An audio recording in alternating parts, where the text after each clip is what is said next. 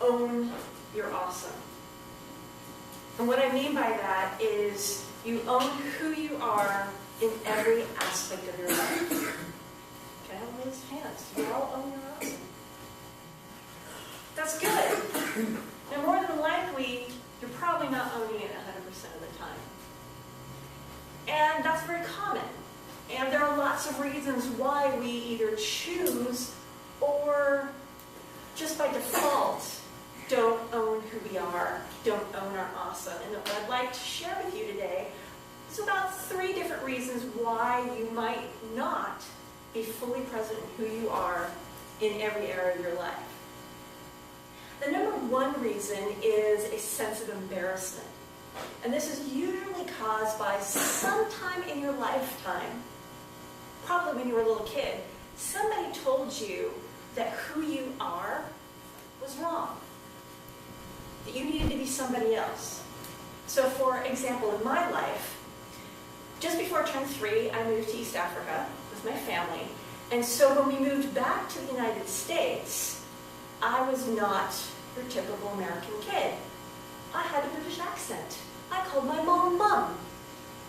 And all the kids teased me. You're weird, you talk funny.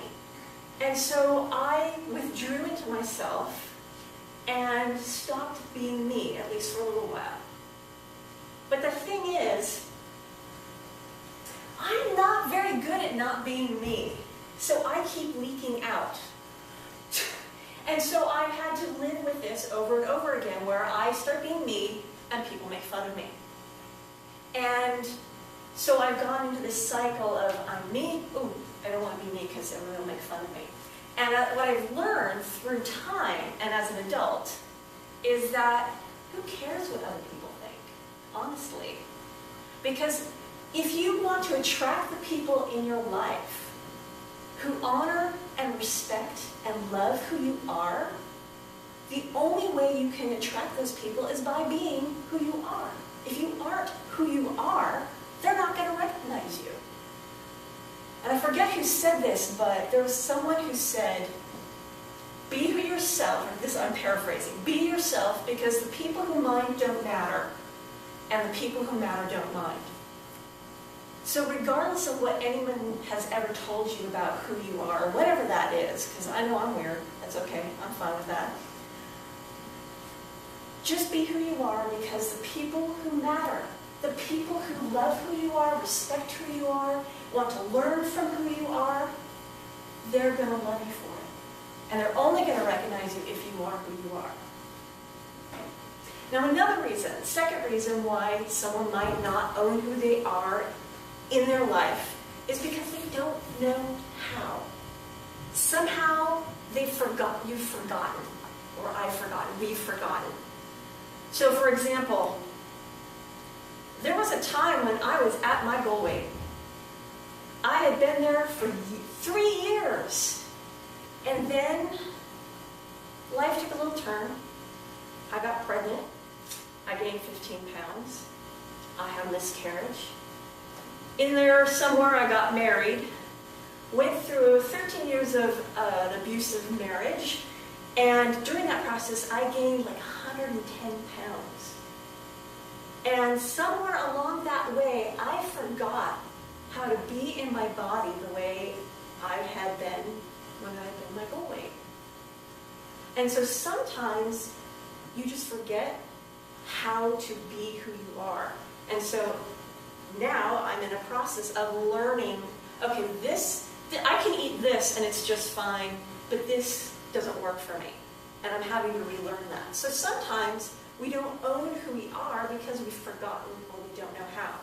So if there are areas in your life where you're just not working right, find out how to do it. And don't take what any but one person says as the rule, because sometimes you can be following a guru and it's not working for you. And it doesn't mean that the guru is wrong, and it doesn't mean that you are a failure.